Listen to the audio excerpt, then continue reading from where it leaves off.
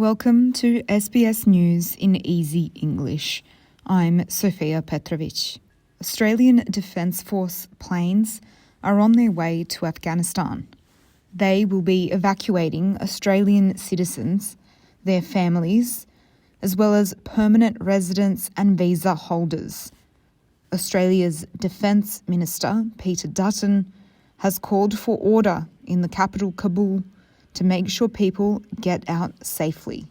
Terrible scenes. There needs to be order restored to the airport so that there can be safe passage of planes in and out, and so that we have the ability to move people, whether they're Australian citizens or American citizens, Canadians, New Zealanders, in and out of that airport. So it's in a state of flux at the moment. Now, we do have some Australians who are left there, who are working in NGOs or are contractors in the country. We'll provide assistance to withdraw them, and that will take some time.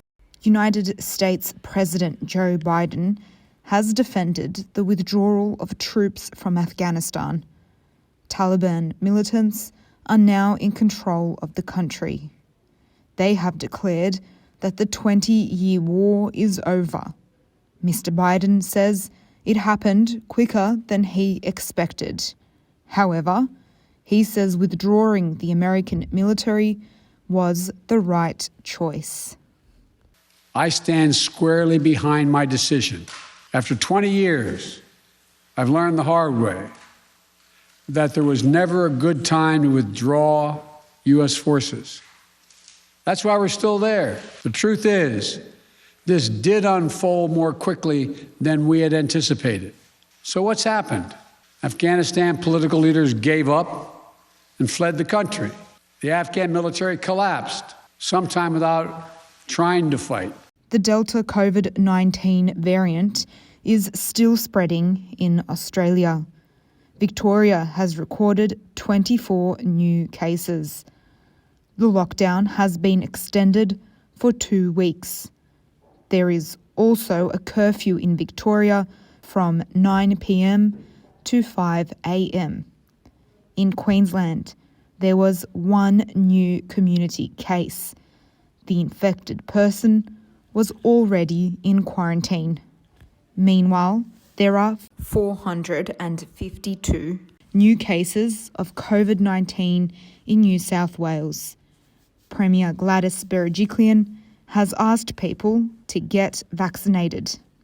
She would like to see 6 million doses given by the end of August. That life will be much freer than what it is today once we get to 70% and 80%.